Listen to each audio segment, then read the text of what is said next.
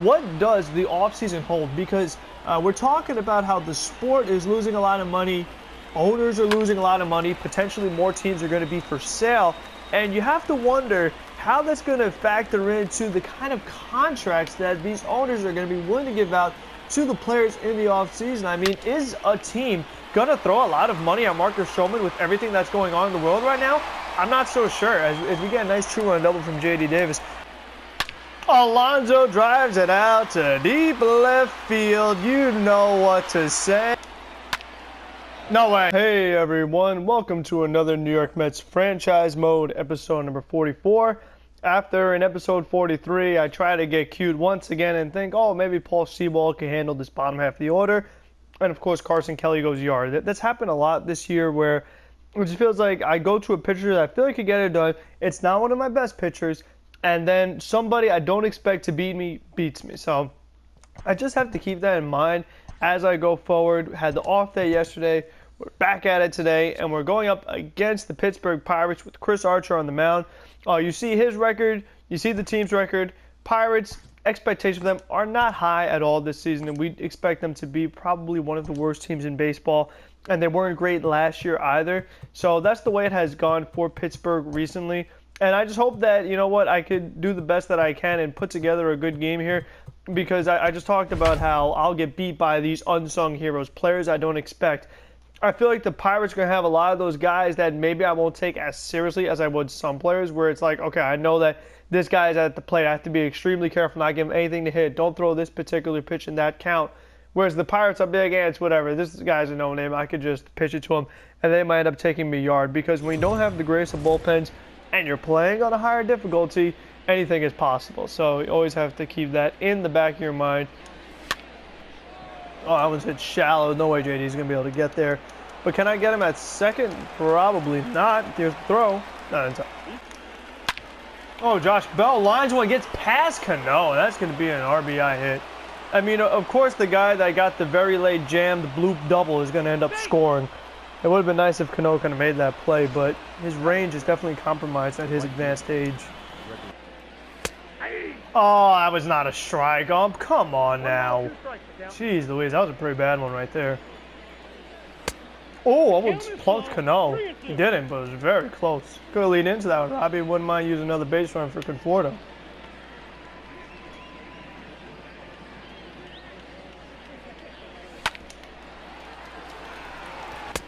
And then Walt Conforto didn't give him anything to hit that at bat either. It has seemed that more and more that pitchers are not giving McNeil, Alonso, and Conforto anything to hit. I mean, they are my three best hitters, and they probably should be on the real Mets. But it's just interesting that, like, if I could bunch those guys together, I mean, the bottom half of my order would really suck, but I would wonder how they would navigate these guys, because it's like, okay, you can't walk everybody and just load up the bases every time. So I do think that ideally I would like to do that with the lineup, but again, I have to keep it realistic. You wouldn't really see somebody like Cano batting too low in the order. Maybe one day I will try it, just put, like, I don't know, McNeil first, and Alonso second, and Conforto third, and just kind of see what happens. But we'll see. You know what? I mean, since we can't win the division right now, if we end up in a wild card game, that probably would be the lineup I'd have to go to, honestly.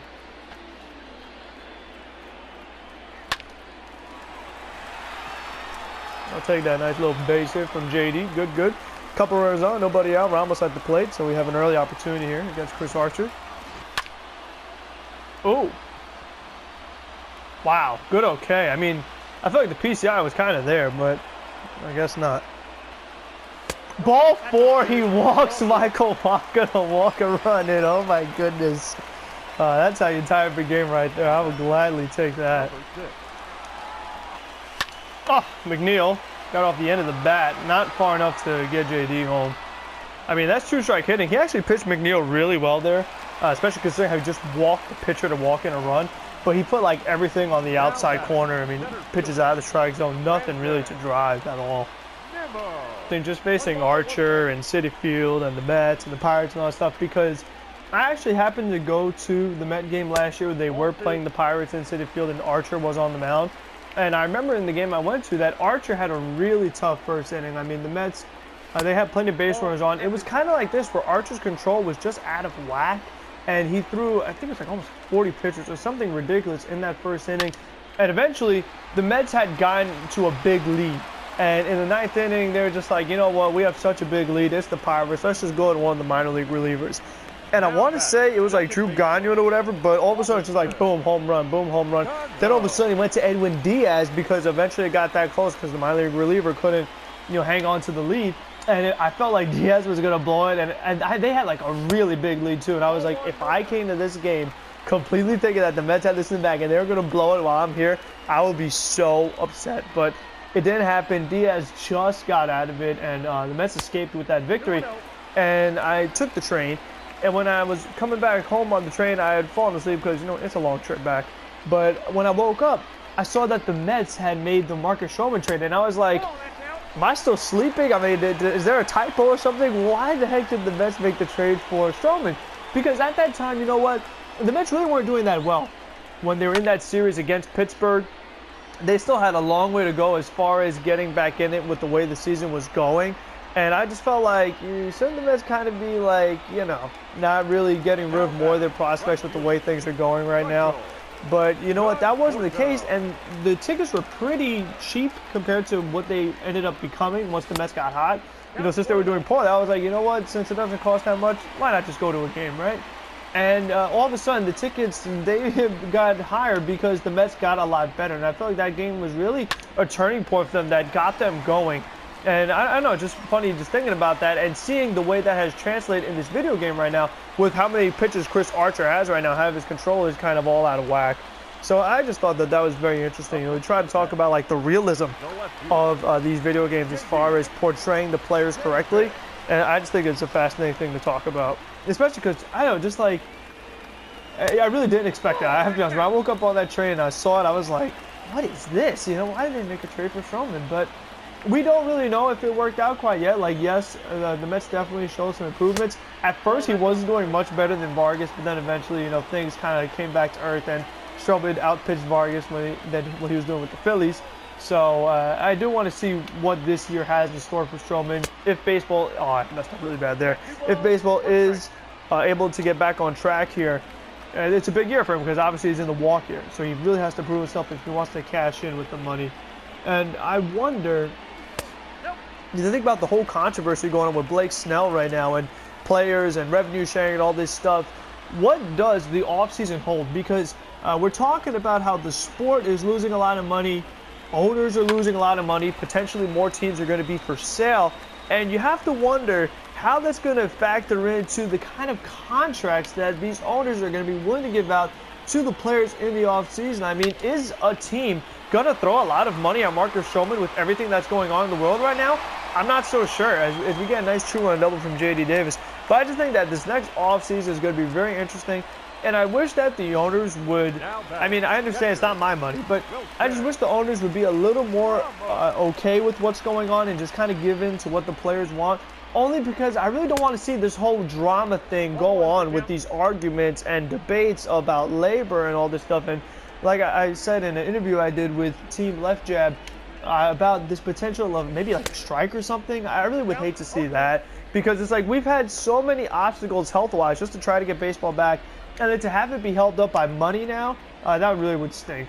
I mean, we want baseball back so bad. I don't want to see the owners have to really make it worse. Because the reason why I'm against the owners is just because of the fact that they had come to this agreement earlier. They said, okay, you know what? With everything that's going on, we'll just do the prorated salary. And then now at the last minute, they're like, actually, could you guys take an even bigger pay cut? It's like, whoa, man, that's not what we agreed to. Why are you guys trying to get greedy here? And all this other stuff. So, I mean, that's my stance on the whole issue. Rosario. Oh, man. Almost had that one right there. I almost beat it, too. Oh, my goodness. Almost had a normal hit and almost had an infield hit. Robbie Cano. Oh, that one is booted at second. Cano is still so slow, but he's just safe. Oh, my goodness. He is slow. Conforto drives out to right center. Good, okay. I mean, I could have moved the PCI a little bit, but Nemo drives out to right field. That's a good, okay. Polanco going back. It's over his head. And Nemo is going to head into third with a nice little 2-out triple. Alonso drives it out to deep left field. You know what to say. It's out of here. Pete Alonso, yet again, number 19 in this early part of the season. As the center fielder is still looking for the ball, it is now 5-1 New York. I mean, that is why, like, he drew 2 walks in this game so far, and I was in a full count right there. It could have been a walk because I swung at a pitch out of the strike zone. Like, you can see why they're purposely trying to avoid him, because anytime he gets a pitch over that part of the plate, if the timing is good, there's a really high chance it's going out, despite it being on legend difficulty. I mean, Alonso's power is just that crazy in this game.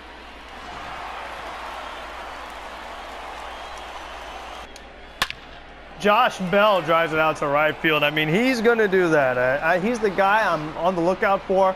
I thought that was a pretty good pitch. I mean, I'm in a good friendly count there. I tried to get it up, but did not get it up nearly enough.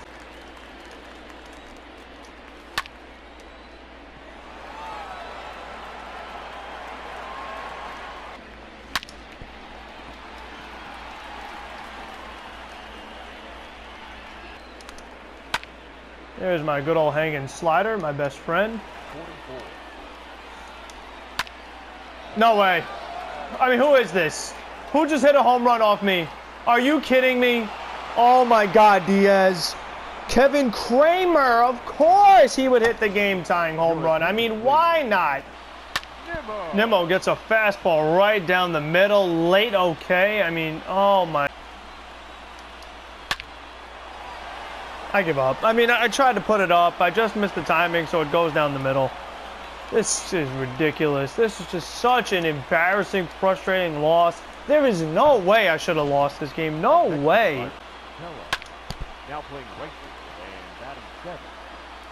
Good okay with Alonso on a 4-seamer down the middle. Oh, my God. All right, that'll do it. I mean, well, you know. I don't even know what to say anymore. I want to say I wish I had a better bullpen, but I stink with everybody, so that'll do it. Hopefully you guys enjoyed this video. If you did, leave a like. Comment what you think about the Mets and the Pirates and about the owners and players, all that going on.